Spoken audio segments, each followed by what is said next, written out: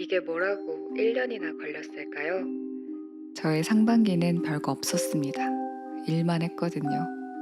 작년 12월에 MCN 회사에 들어갔는데 밤낮 평일 주말 시간의 경계가 없는 환경이다 보니 휴식과 업무의 구분이 사라진 삶을 살았던 것 같아요. 그러다 보니 쉬는 날엔 업무의 연장선 같은 영상 편집이나 기획보다는 잠을 몰아서 자거나 스트레스를 풀기 위한 새로운 취미에 더 몰입했었습니다. 그렇게 버티긴 했지만 여러 가지 일들을 겪으면서 9월에 퇴사를 하게 되었고요. 이제는 정말로 내가 꿈꾸고 원하던 일을 향해 도전해 봐야겠다고 마음을 먹었어요. 그래서 혼자서 처음으로 해외여행도 다녀오고 그 이야기를 반드시 편집해서 올리겠다고 다짐했었습니다. 근데 왜 안 올렸냐면 정말로 내가 꿈꾸던 일을 막상 그냥 하기가 너무 두려운 거예요. 이 에피소드를 어떻게 더 풀어야 재밌을까? 정보 전달도 하고 싶고 내 이야기도 하고 싶은데 어떻게 녹일 수 있을까 등등의 고민들이 깊어진 거죠. 저는 어떤 결과물에 너무 정성을 쏟고 그게 기대치만큼의 성과가 안 나왔을 때 자책을 좀 많이 하는 편인데요. 사실 정성을 쏟았다는 것만으로도 충분히 만족하면 되는 건데 내가 쏟은 마음과 시간만큼 원하는 결과가 안 나올까봐 오히려 아무것도 못했던 거죠. 이게 욕심이 너무 많아서 이런 문제가 생기는 건데 욕심을 줄이거나 내려놓는 방법을 잘 모르겠더라고요. 그래서 정작 너무 원하던 내 영상을 만들어서 올리는 건 회피하고 외면했던 것 같습니다. 그렇다고 아무것도 안 하고 가만히 있을 순 없으니까요. 그래서 아무도 안 시켰지만 하루에 릴스 한 개씩 올리는 30일의 릴스 챌린지를 시작했습니다. 팔로워가 줄어드는 걸 보면서도 아 몰라 오히려 좋아 이런 마인드로 그래 어차피 줄어드는데 눈치 보지 말고 신경 쓰지 말고 그동안 올리고 싶었던 걸 올리자고 생각했어요. 그래서 릴스가 뭐 감성 비디오였다가 춤을 추기도 하고 카페를 소개하기도 하고 낙엽에 펀칭기로 구멍 뚫고 놀기도 해요.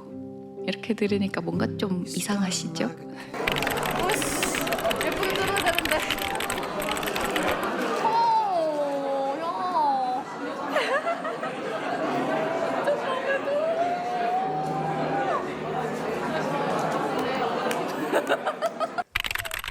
너무 행복해요.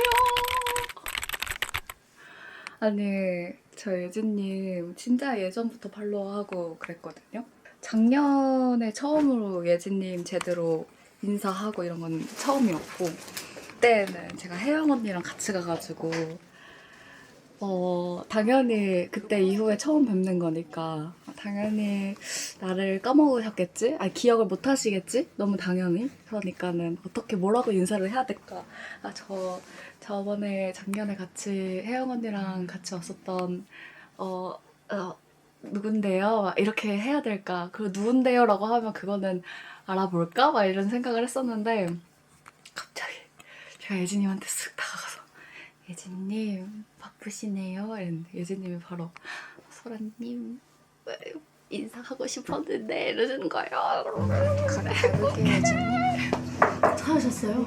찾았어요. 사진 지금 찍었어요. 나중에 그 천사님 만날 때 저도 같이 만나고 싶은데 저도요. 왜 안 불러줬어요? 저 네, 꼭 밥 먹고요. 진짜요. 목소리 너무 멋있으세요. 감사합니다 하셔서 진짜 내가 좋아하는 연예인이 나 이름 불러주거나 기억해 줬을 때 기분이 이런 걸까라는 생각, 약간 그런 감정 좀 느꼈어요. 너무 너무 너무 행복했고요. 잘 꼬셔. 마음을 잘 알아. 팬의 마음을.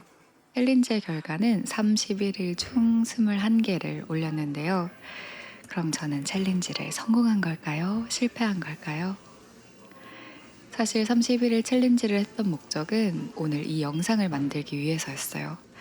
기대하지 않고 욕심내지 않고 만들어 올리는 연습이 필요했거든요. 지금 그런 마음으로 영상을 만들어서 편집하고 있으니 목적은 어느 정도 달성한 것 같습니다. 성장하고 싶고 성공하고 싶은 마음이 너무 커져서 그게 무거운 욕심이 되어서 나아가지 못했던 것 같은데 근데 그게 제가 원한다고 되는 게 아니잖아요. 가령 어떤 누군가를 좋아하게 됐을 때 제가 원한다고 해서 그 사람이 저를 꼭 좋아하진 않는 것처럼요. 나를 좋아해 주길 바라면 바랄수록 나만 더 힘들어지고 섣불리 욕심내서 행동했다가 관계를 망치기도 하고 그런 경험 때문에 더 움츠러들어서 결국 아무것도 못했던 것처럼요.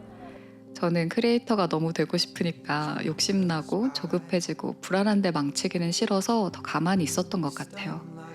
가장 좋은 방법은 그냥 날 좋아하든 좋아하지 않든 나는 나대로 꾸준히 할 수 있는 거에 최선을 다하고 결과가 어떻든 만족하면 되는 건데 말이죠.